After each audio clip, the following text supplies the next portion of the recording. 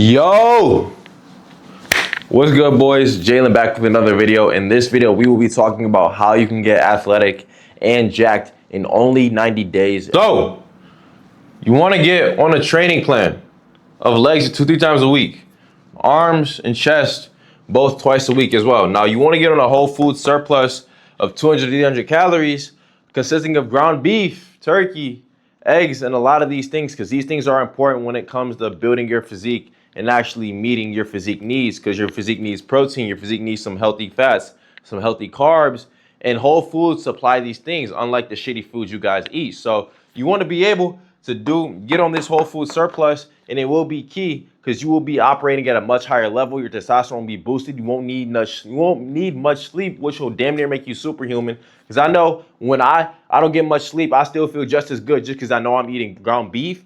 I know I'm eating eggs, which also boost my hormones. The legs 2-3 times a week, right?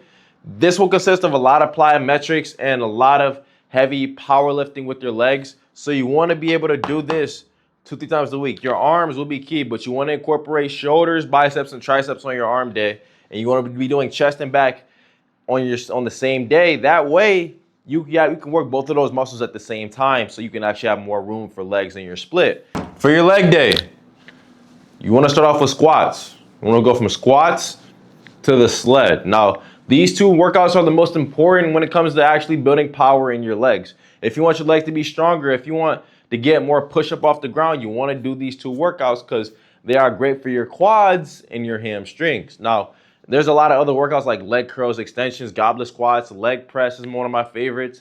And you want to do calves because at the end of the day, you need your calves in order to be able to actually be on your toes.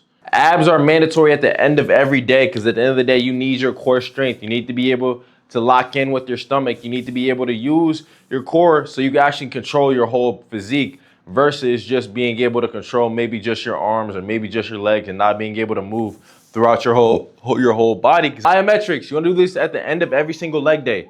You want to do ladder drills, line hops, box jumps, tire jumps, any type of jump you can think of that's very safe will be very good for you when it comes to doing plyometrics. Now, I was in LA Fitness looking dumb as fuck doing these on a stool. You can do these at home, but if you have a gym that you can do these in, don't be afraid to do a plyometrics. Don't be afraid to actually work on your athleticism because number one, it's slept on, but number two, if you actually want to get stronger, if you actually want to jump higher and you actually want to be faster, you have to actually do these things. Or otherwise, you're just going to be a slowpoke just like all the other bodybuilders in the gym. Now, abs.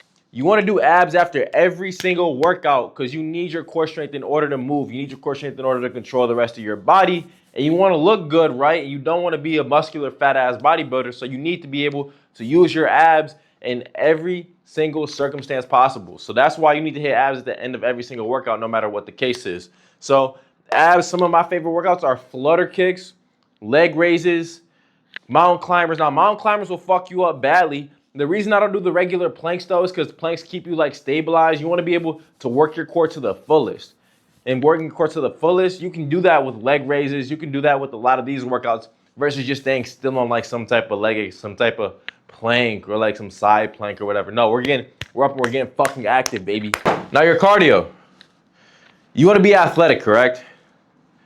What's your favorite sport?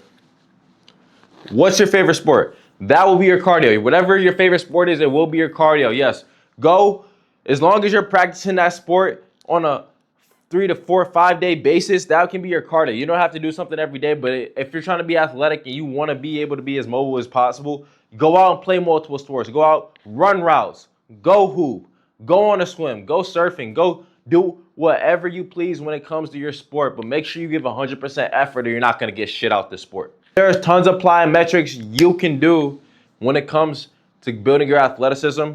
My favorite one personally was the single leg box jump. This one helped me a ton because I was able just to increase my foot speed like crazy.